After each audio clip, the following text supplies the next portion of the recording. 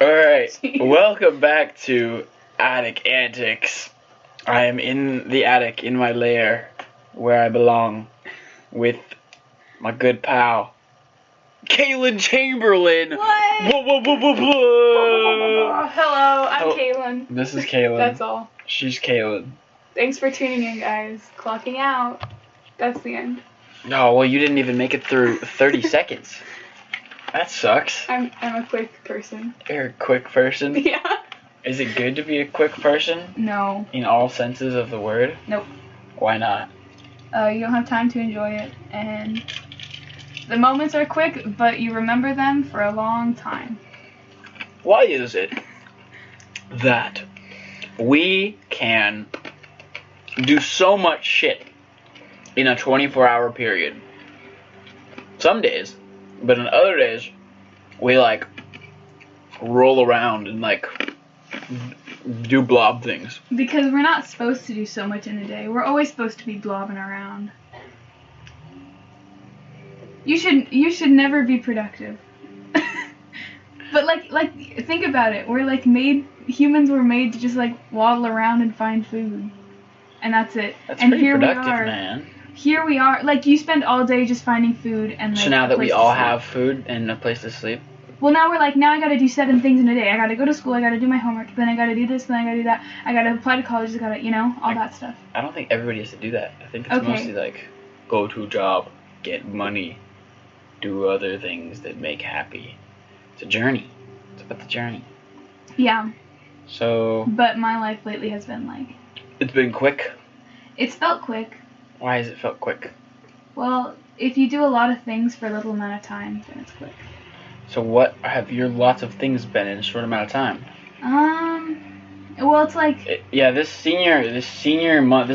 last couple months feel very quick with the whole. yeah. It's like it's all happening very fast. Like I applied to all my colleges, I got into my colleges, but then like I had hiccups with all my colleges, so I have to like in little increments make little meetings with my counselor, like do little things to solve it all. And then you do little things like I've been trying to apply to scholarships, and it's like you do little searches every for like 15 minutes a day, and you're like, okay, I'm done. And then to be honest, I just sew a lot. All I do is sew now. I don't That's care dope. about anything else. Are you serious? Yeah. That's really cool. I just finished a shirt last night. I kind of came to the conclusion, like yesterday, after rehearsals, we're both in the complete works of William Shakespeare Abridged. Go see it at your local Cal High on February 14th and 15th. I mean, 13th and 14th. But, what was I saying? After rehearsals. Oh yeah, after rehearsals, I just I went home, I ate dinner, and then I learned how to do the making music, like the FL Studios. I learned all the little things and tips and tricks, and I just watched videos for 6 hours. And I was like, this is awesome. And you know what? It's so fun. When it's something that's just cool.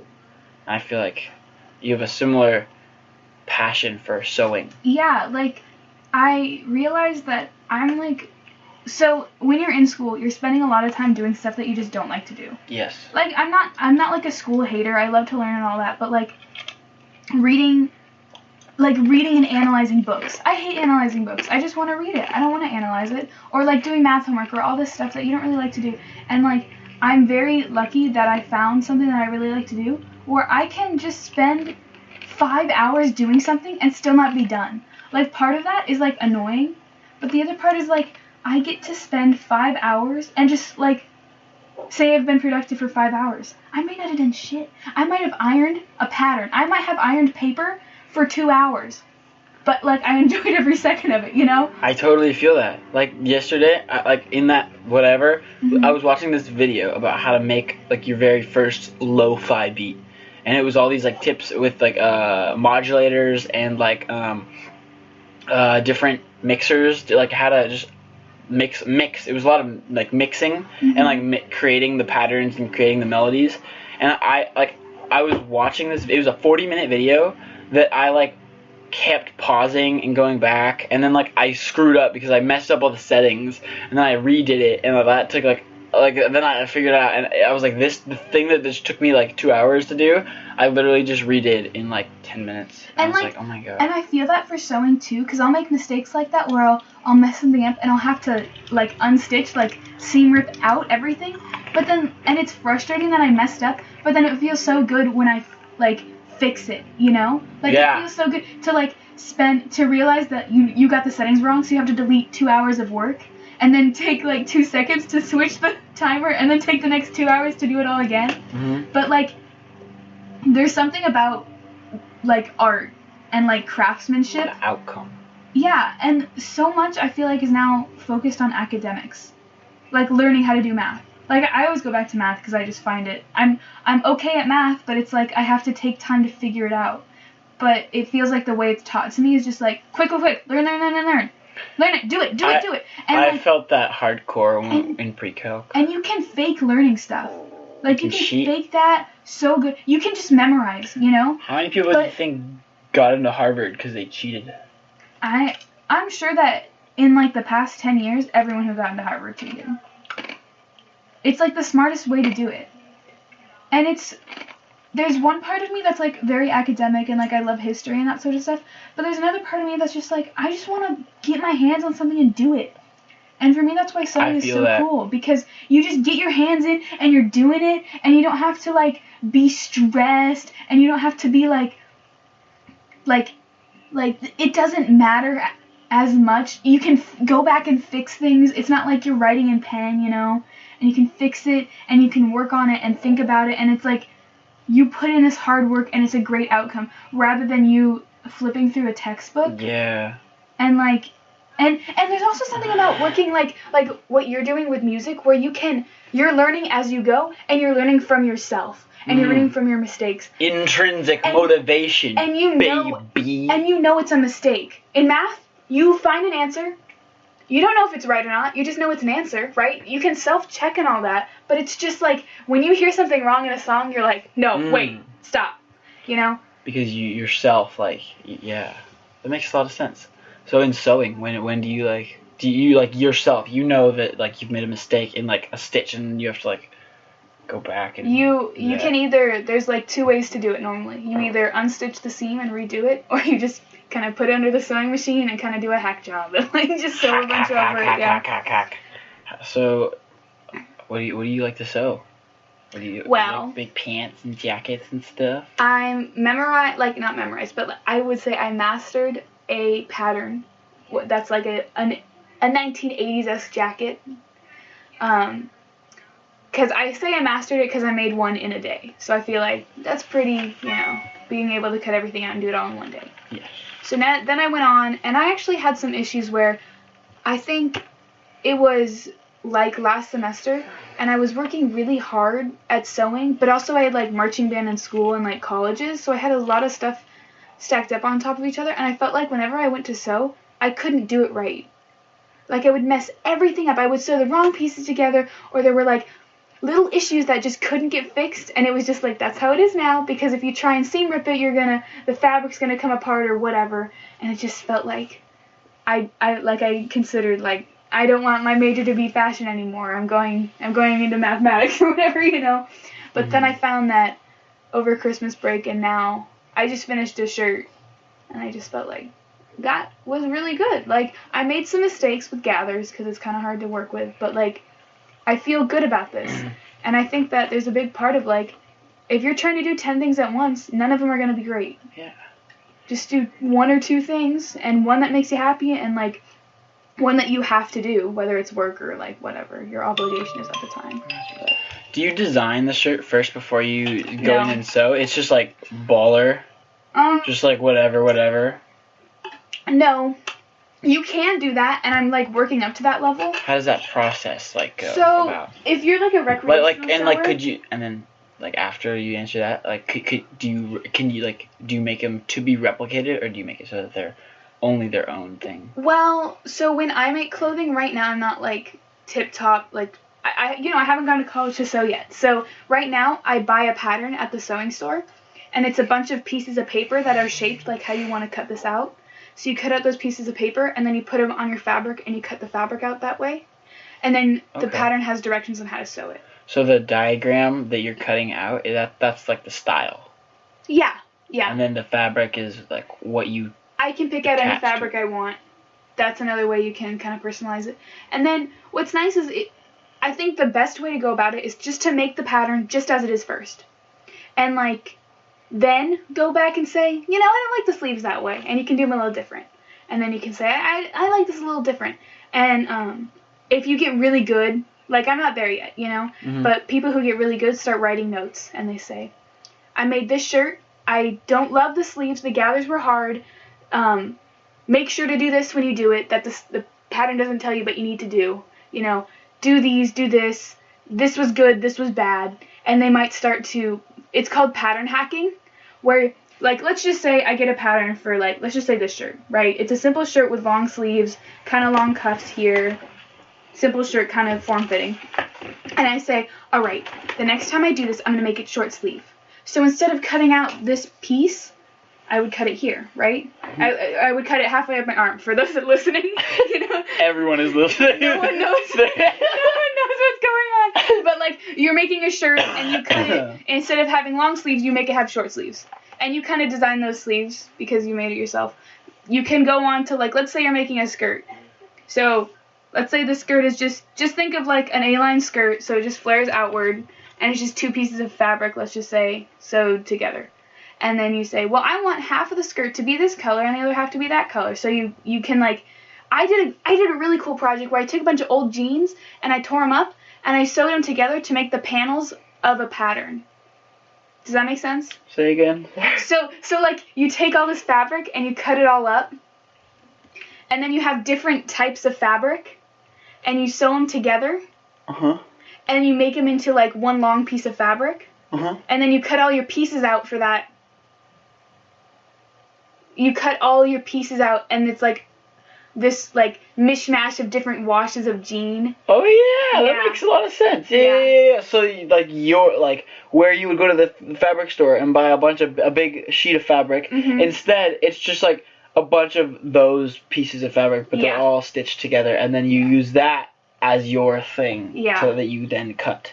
I did that. That's cool. And I made a jean. It was my jean jacket because it's made out of real jeans. I cut up jeans for it. You're crazy. Yeah, That's I crazy. am kind of crazy. So that was kind of my first way of designing, if you want to go. So how did you get into it? How did you like when? My when mom did you... used to sew, and I'm like, when I was younger, I was really crafty.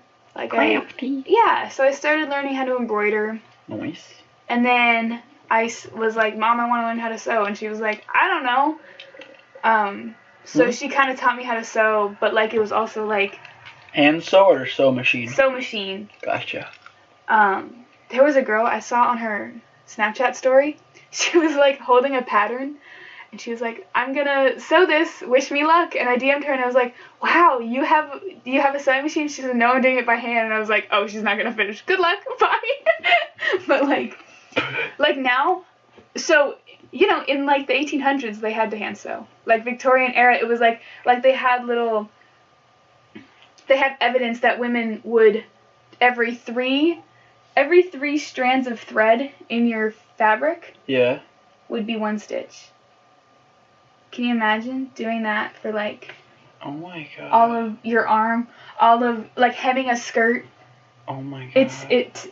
It's insane. Brutal. It's crazy. So I'm learning all this about historical sewing, Yeah. and you start thinking. Like, Do you watch documentaries about historical sewing? I watch a lot of YouTube channels about it. YouTube channels. But there's that's also basically documentaries. Yeah, and Okay. like they're credible, I swear. Okay, Bernadette Banner is one. If anyone wants to check it out, who else? I can't think of anyone else, but there's like sewing tutorials and stuff, and she does like Just everything on historical. YouTube is so cool. Yeah, YouTube is kind of cool. YouTube is like God. Joe Rogan like goes on these weird tangents where he's like, I can't believe that there's like one YouTube. He's like, in America, like there's no other site that is like as big as YouTube. Yeah, And he's like, that baffles me. Fascinating. it is weird. And they were talking about because YouTube always has issues with like not like demonetization and like Yeah, kind of their rules. they've been not very faithful to their original user base. And do you know John Green, the author? Yeah. He writes Fault in Our Stars, all that crap. Yeah, him and his brother Hank Not Green. crap. It's good. Not good literature. Crap meaning various things. Yes. Right? Yes. Him and his brother have been doing like it's called like vlog. Like I don't remember what they called it, but they used to make a video every day and send it to each other by posting it on YouTube. So they're kind of like, and they're the ones like letters. Yeah, but like videos on YouTube. That's fascinating. Yeah, you can look them up. That's interesting. I forget what it's called. It was something like I feel like it was vlog or video something. It was before vlogs because it was in like 2012. Mm-hmm. But they were saying like they made what's the YouTube event that all these people go to, all the creators. VidCon. Yeah, they made VidCon. They created VidCon. I think they did. I'm pretty sure. That's so cool. Yeah, Joe Rogan's thing about YouTube is he's like it's so interesting because YouTube has their policy, right? Mm-hmm. And if he were to show if he were doing a podcast and they wanted to watch a video on the podcast, if they showed it, then YouTube would take down their podcast. Really? Yeah, because of videos, copyright. Right? Yeah, certain videos because of copyright infringements. Mm-hmm. And he's like, damn. And then he's just like, it's so strange that YouTube is the people that have the final say when But it's not YouTube. It's brands and capitalism. Yeah, but they're all on YouTube's site, so they're playing by YouTube's rules. So YouTube has this set rules, mm-hmm. right? The corporations and these businesses are not making the rules. They're playing on YouTube's playground. They're using YouTube's service.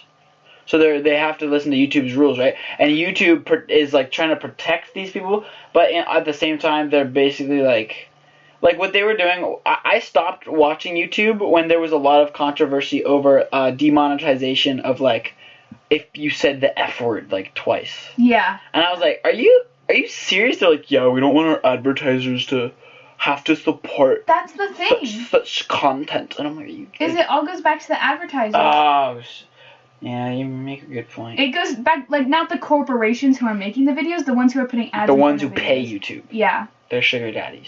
But I don't know. I feel like I personally, I don't know the truth, but I wonder if these corporations are actually in charge, or if YouTube is just trying to appease everyone and is like, oh, we'll just put in that they don't say the F word, and Chevron is like, okay, I don't care, but whatever, you know. You make a good point. I think that YouTube is a lot of people pleasing, mm-hmm. and so they think of oh, who is in the minority? Who are we fucking over the least? Yeah. What's the least amount of in a way? Mhm. Does that make sense? Yeah. I feel like there's bad communication between all three parties. There's no communication. Yeah. Well, there's none. YouTube will take your crap down and they won't reach out to you. Yeah. And then you'll just be like, wait, what? And they'll be like, sucks. They'll ban. Same thing with Instagram, bro. People have these huge meme pages, and then they'll post one thing that's bad, and they'll be like, sucks, you're gone. So, yeah. Continue. What were you gonna say? I made a couple YouTube videos, and I'm not saying the channel because I'm kind of ashamed of them. Don't be ashamed. We have no shame. There's no such thing as shame. I put music over them, and they demonetize all of it. Well, were you really gonna make money off of it anyway? Yeah, I wasn't, but I was looking at it, and I was like, what if I did, you assholes? Yeah, I mean, I never posted a video before, but what if I made money on this one? Yeah, right. But then I realized, what's the point? What's the point of me? Point in anything. I tried to find, music that wouldn't demonetize me, and it was all kind of, not my vibe. I didn't like any of it. Yeah, their royalty-free music is pretty... Yeah, or you have to, buy a subscription. So what I would do is I would go to the video, or I would go to the royalty-free music website, and it's, gives you a preview of the song, and then I would search it up on YouTube, and then I would find the song, and I would download it onto my computer, and then put it in the video, so I would pay no money, and then it still would demonetize me, and I was like, I'm not making money off of this anyway, so why am I putting so much effort into the music when everyone's just watching because of my crappy sewing skills? Right? You made sewing videos? Yeah, I did. I think I made 2. Is it Caelan Couture? No, it's Caelan CH, because Caelan Couture, which is my Instagram page, Caelan Couture came after that. Caelan. Yeah. So, you want to hear... So, my name is Caelan Chamberlain. And they always say, like, first name, last initial, right? Right. So it would be Caelan C. But it's not like Caelan Chamberlain. It's Caelan Chamberlain, right? So it's a CH. Because think about it. Right? You know what I'm saying? An intellectual. Yeah, I'm pretty intellectual. No, that makes sense, though. When we learned about it in psych, like no other two letters in the English language make that sound. Mm-hmm. Like what? Like who? Chamberlain, Caelan, me. There you go. It's basically a letter. Yeah. Incredible. There's that other one, like ST. Isn't that like st? I guess that's kind of dumb. ST.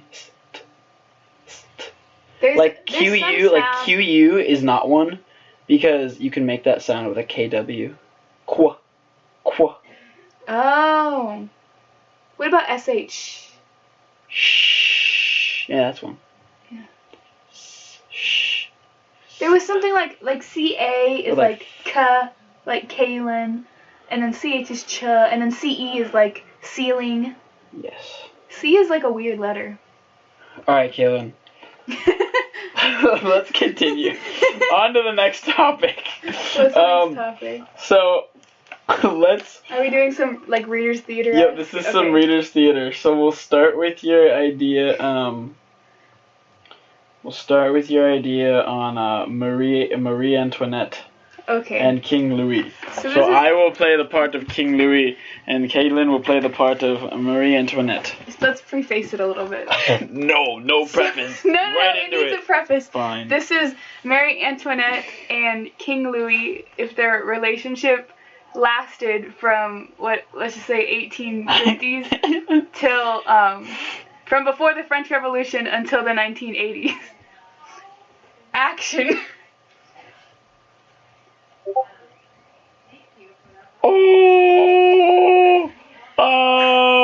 Hello, wife. How are you doing today? King Louis. I am home from the dress store. Oh, Yes. I love dresses. What? But you're a man. I mean, I love women that wear dresses. Oh, I know you're right. Let's get sexy. No, I cannot. I am not in the mood. Oh, what do you mean? I mean, I'm not in the mood. Get off my case, woman. Wow, but we need children. Well, another night. The next night. Oh, hey, King Louis Pooh. Oh, hello, Marie. What is going on tonight? Oh, I'm just hanging out. How was Titty Cup? Oh yes, today I got my today I can't. Keep going. What is so funny about Titty Cup? You did not go and get your tit into a glass today and have the kingdom drink champagne out of it? Yes. Then, well, I'm trying to get interested in the things that you like. Oh, well, yes, I had a man mold my boobie to a cup. This is so bad. And so now all of Europe drinks out of the Marie Antoinette titty cups. Oh, okay, that's good. I'm gonna go to bed now. Oh, but King Louis, maybe tonight we should have sexy time. Oh, you see, today I went to San Francisco. Oh yes, isn't the city nice this time of year? Do you know what they have? Gays. What is this? They have gays. Very happy? Yes, they have gays, wife. And, we haven't had sex. And I think that you should learn to be okay with that, because I don't think we ever will. What? What do you mean? I'm gay. Oh, I'm gay too. Very happy individuals. No, sweet wife, gay has not meant happy in 30 years. Whoa. For it is the 1980s. Oh, yeah. We have lived a long and prosperous life, but as you know, if I cannot have an heir with you, I'm just wasting my time. Oh, well then who are you leaving me for? Tell me her name. I know it's true. Do you know what the word gay means? No, I think we've established that I do not. It means homosexual. I like men. That is why I liked that dress. Because I wanted to wear it.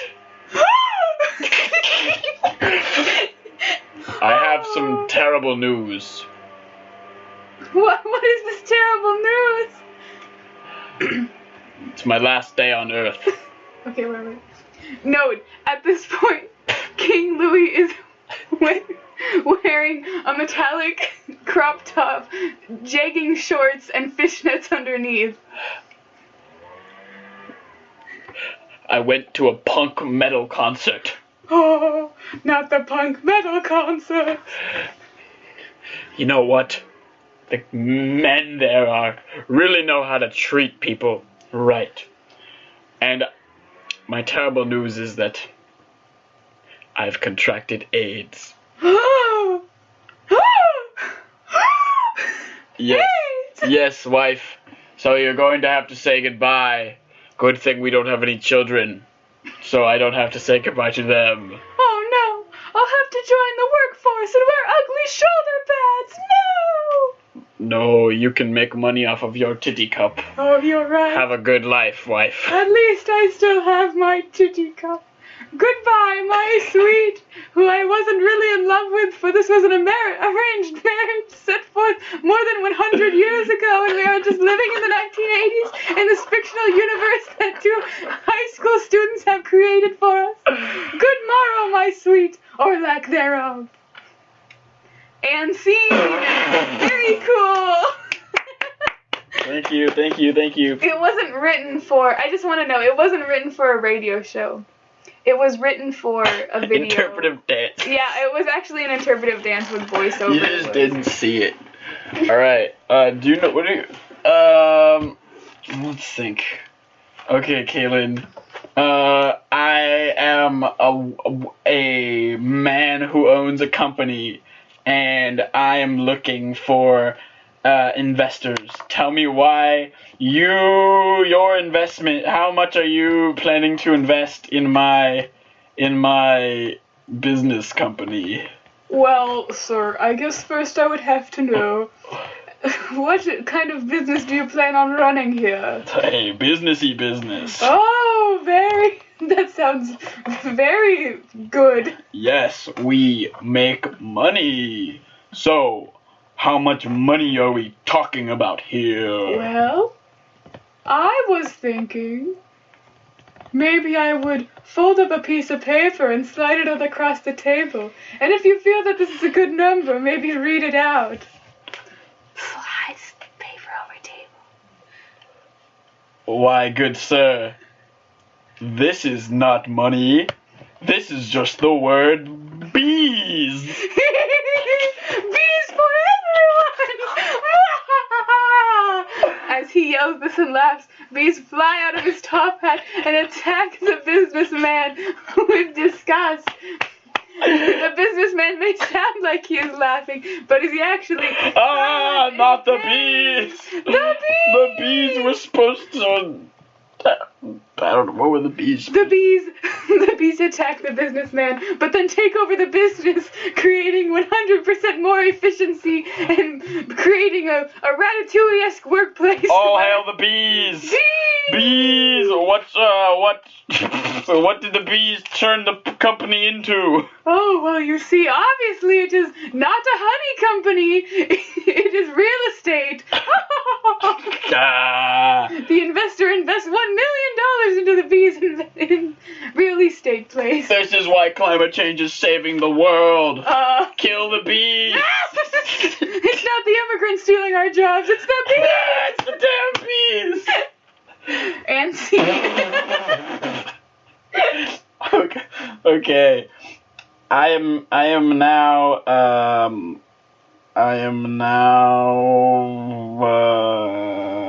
Well, let's just. Here I have the brainstorming for scene ideas. Let's see what I got.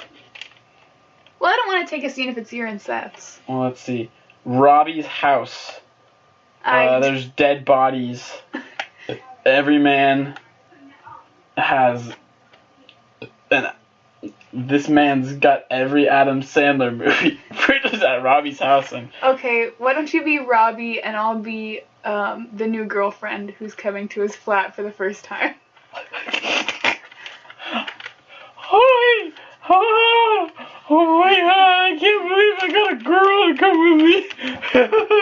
Okay, I gotta make this look good. I hope I clean up all my Kleenex. And I had a lotion. Robbie, can I come in now? Yes, just a minute. Okay, I'll wait out here. Okay, I think it's okay. I think it's safe. Alright. Okay. Coming! Hi! Thanks for coming! Oh, yes! Oh, what a lovely place you have! Is this Adam Sandler's click? Just on the table? I'm not judging you, it's just a weird place to keep a CD. Wait, what's this underneath it? Adam Sandler's hit movie, Jack and Jill? Starring Al Pacino? Do you like that movie? Well, I only really like one scene of that movie.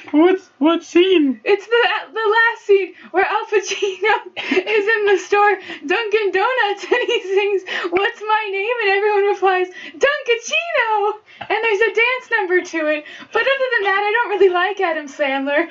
Well, it just so happens I know that entire dance. Will you perform it for me, Robbie? Of course. Let's do a duet. Ready? What's my name? Dunkachino. What's my name? Dunkachino. Dunkachino. Robbie, your moves are so good. Thank you for serenading me. I wasn't serenading you, I was dancing. Oh, I'm sorry, I didn't know. Do you have anything to eat here, Robbie? Opens refrigerator. Oh, there's just more Adam Sandler CDs. What's this? Grown-ups 1 and 2? I love Kevin James. Not many people know this, but he's actually my godfather. You know, Robbie, I'm gonna have to stop you there. My mother needs me to be home by 9, and it's already 7:56, so I better head home. But we haven't even watched Here Comes the Boom. I think I'll have to pass. Maybe next time. No! Damn, I thought I was really gonna get a girlfriend this time. Oh, man. They curse you, Adam Sandler, and your movie-making ability. And scene. Woo! Woo! Another banger that people are gonna listen to every day. This is art we're making. Just that conversation about craftsmanship and art in the beginning was just prefaced with each Chinese. 35 minutes of purity. Okay. Alright, let's just How about famous people? Oh, wait, what does this one say? Famous people hire to relieve media heat. so a person they hire to relieve media? Yes. Okay. So you be a famous person and I'll be the person that has to remove the media heat. Ready? Yep. Oh God, what do you think? Hi, it's me, Papa John. Here to Okay, Papa John. I am a producer for this commercial. Let's start filming. Hold on. Let me check my phone. Oh, maybe don't do that. I like to keep a level of professionalism in the commercials that I make with other companies. Oh, okay. It was just Peyton Manning. Sorry, he said he was running late. Well, good thing, this Me Too movement is getting really crazy. I'm losing all my good actors. Kevin Spacey's locked up. Oh, no. Well, at least they still have lovable Papa John. Oh, yeah. Papa John. Papa Pizza. So, what did you have in mind for this commercial? Oh, well, I was thinking maybe we could stage a PR call. It would be kind of meta. Or it could be me explaining to your employees about kindness in the workplace. Oh, that's a great idea. Would you like me to prompt you with some lines, or did you have something prepared? Maybe you should prompt me.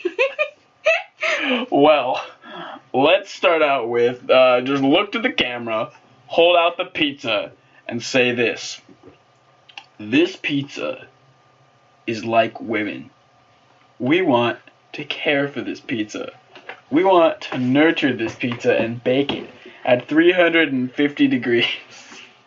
And we should not eat this pizza until the pizza says it's okay. Alright, I'm gonna riff off that, okay? Okay. Alright. Women are like pizza. They're cheesy, doughy, and pretty hot.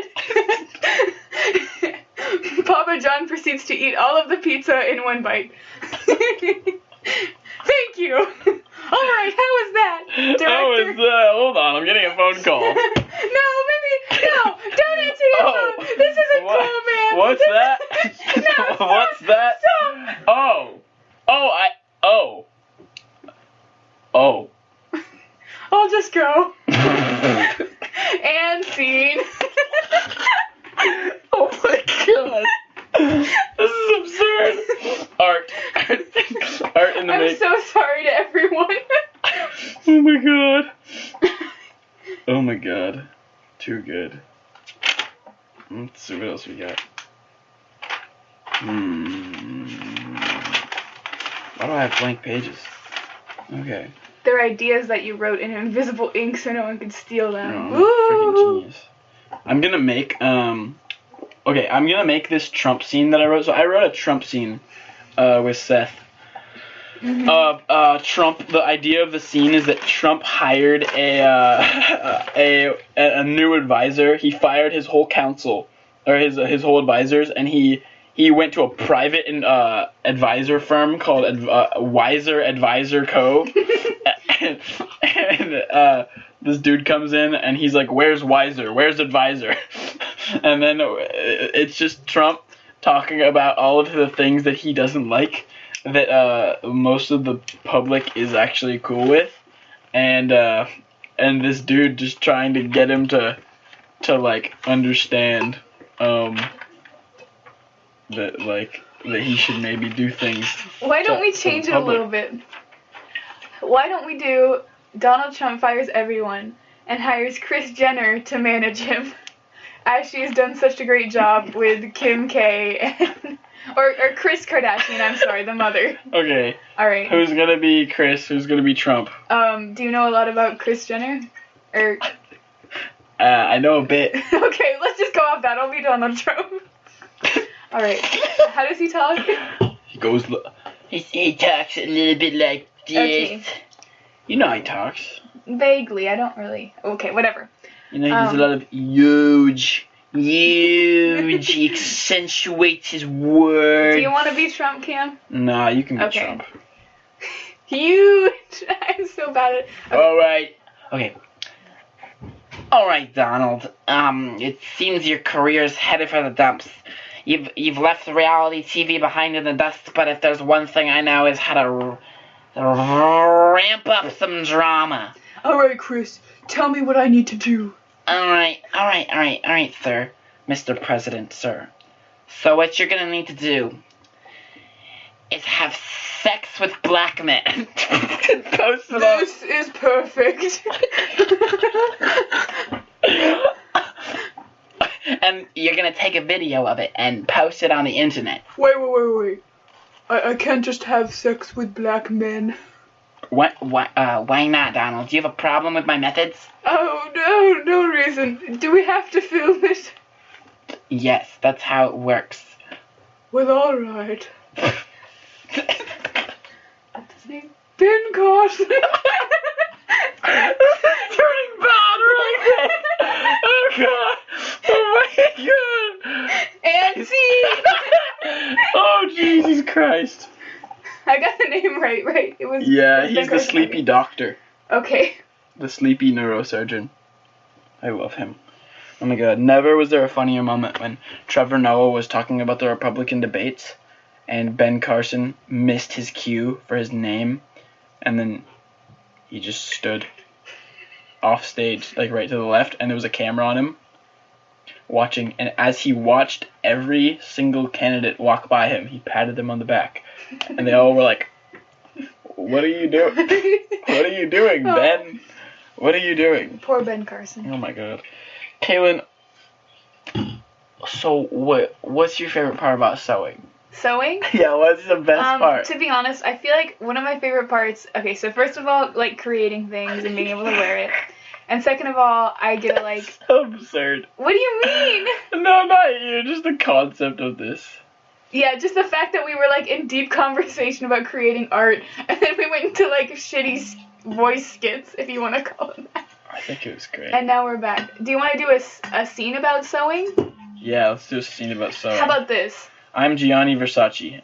Go. You're Gianni Versace, and you're picking apart my dress for runway. Do you know what that is? You can be Donatello Versace. Okay. So we're gonna talk in Italian accent. Oh no, yeah, Italian. Yeah. Donatello, your dress, it has no character. It has no. This is Russian. Your dress, it has no character. That's Mario. God, what? That's fine. It's fine. Your dress, it has no character. But you see, Gianni, I try my best to make dress for the ready-wear woman, not your avant-garde trash. But this dress is, how shall I put this? It is ridiculous. It looks like somebody that really loves BDSM would wear. Well, at least it is not like your first dress, which was just pasta on a model. This is fine fashion. You question me? I sold that dress for $1 million. Are you real fashion designer or just Lady Gaga fashion designer? What do you know about Lady Gaga? I do not know who that is because I died before she became popular. Oh, I'm so sorry, Gianni, that you had to be killed in cold blood by some psychotic murderer. However, you very well know who Lady Gaga is. I know this because I hear her music playing in your coffin. Okay, and scene. Thank you. It's over. What just happened? Gianni Oh my God. Versace equals closeted Lady Gaga fan. Closeted because he is Bro, dead. did you watch that Netflix series? I did. That was really... Darren Criss was so good. Bro, I was gonna pull up what I was going for there. It was the, do you remember the dress that Donatello designed in that show? Vaguely. Let me pull it up. Sorry, I failed as Donatello. No. Because I didn't know if you had seen the documentary, so I was like, maybe I should just kind of go with whatever. No, you're good. Let me pull it up. Oh yeah, it was like crazy. Dude, I want this. I want to wear this. Alright, Caelan, how should we close this out? Thanks for listening. Sorry that... Oh, look at this awesomeness. So cool. Wow. So we're going to end the podcast by just talking about this dress that no one can see. Okay. That is really cool, though. So look up Donatello Versace dress, and then it'll pop up. So, Caelan, talk me through that dress. What how would you go about critiquing this? Critiquing this. If you, okay, first I'll yeah, explain it what's to that? the viewers, the listeners at home. Well, no, they already looked it up. They already looked it up. They okay. paused the podcast and they looked it up. I doubt anyone has done that because whenever I hear podcasts, I never do this. So, Really? So she's wearing a wrap skirt, you might say. It's all black, like leather or sheer black fabric, and the skirt is a wrap skirt, long on the sides and short in the front. Then she's got like a metallic belt, and then for the bodice, she's got a skin tight sheer black kind of base, and then where her boobies are, she has two black Glass leather cups. two titty cups. She has two essentially a black leather bra. no. And then the cool thing about this dress is that it has straps like maybe like a belt buckle, but all black and gold, coming up around as like sleeves and then hooking up to like a neck collar situation that's also black patent leather. Yes. So it's very very BDSM, but I kind of really dig it. It's hardcore. Yeah. Also, go watch that Netflix show. That It's actor so is good. fucking awesome. And just FYI, if you're looking for that show, it's like the second season of the trials of OJ, yes. OJ. So like on Netflix it'll say like OJ Simpson and it'll say 2 seasons, but the second season is actually Gianni Versace. You can't have 2 OJ trials, you big silly. I know, that's what I was thinking. Like maybe the second season is him on Twitter now, taking weird views of golf. It's him setting up the heist to steal his Heisman Trophy back. It's just... Yeah, the first one is this like very real documentary about this like thing that may or may not have happened, but everyone knew has happened. Life-changing trial. This like monumental trial. And then the second season God. is just like a parody of him like sneaking around. It's like Ocean's 11 OJ edition. That would be awesome. I'd watch that. That would be good, but I would feel very ashamed for watching that. Ocean's 11 OJ edition. Is it in poor taste? That's the word of the day here. Poor taste. All of this felt like it was in poor taste. That's the word of the day. Oh my goodness. I don't think it's in poor taste. Well, yeah, I think that could be. Okay. But thanks for listening. We're clapping for you. You made it through. Jesus Christ. Caelan, any final words? Any final words? We're gonna end it right around your last word. Be cool, you rule. Scene. Thank you.